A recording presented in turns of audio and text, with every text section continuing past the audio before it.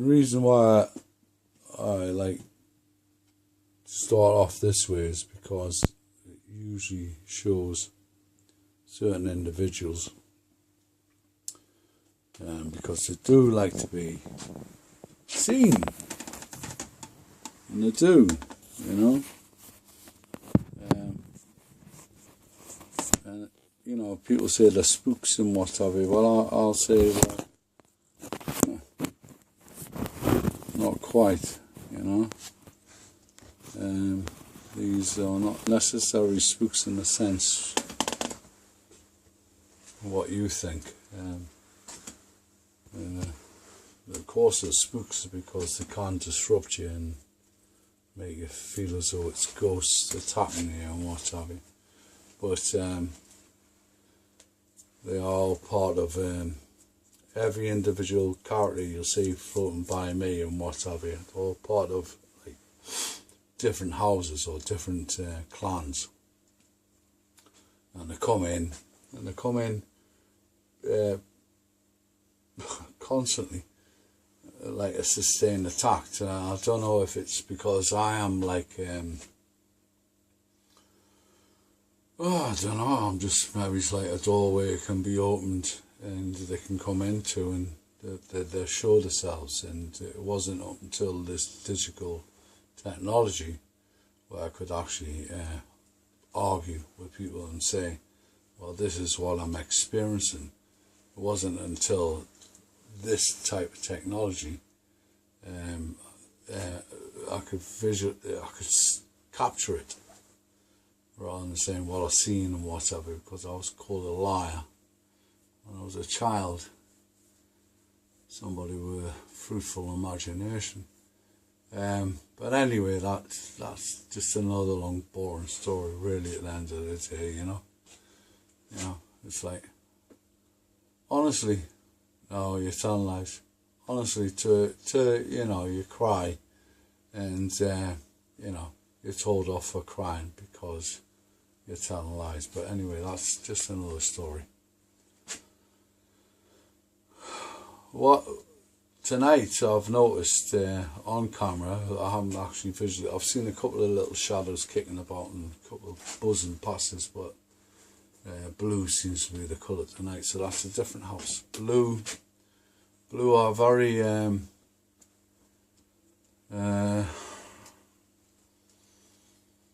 very magical colour, blue. It's a very magical situation with the blues, and reason why I say blue is magical, because a lot of magical things happen when blues around us with blue, and they're very, very, very.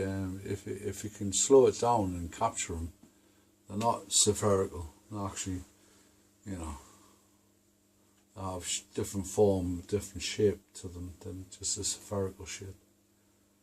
Gold is very, very controlling. It's like the golds are like the gateways to the dimensions. If there's gold around you, it means that you're going to go into a dimension with them if you're prepared to. And yeah, I get a lot of noises going on around us, behind us, or in. You could be actually in here. Things would just like move and lift and elevate in front of us and stuff like that, you know.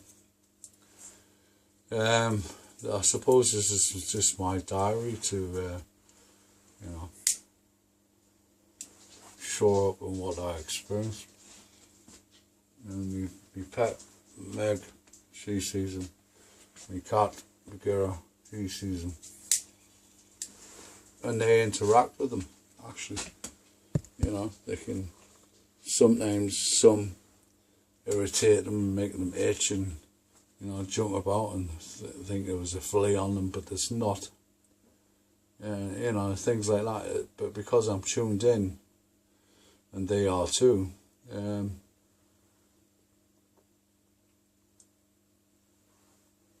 cheers everybody.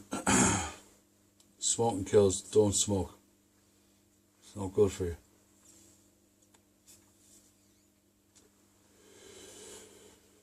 So tonight, I've done 2 films before this one. I'm seeing a lot of blues, and I don't mean it by calling them blues in just as a colour thing. Blues are very magical, and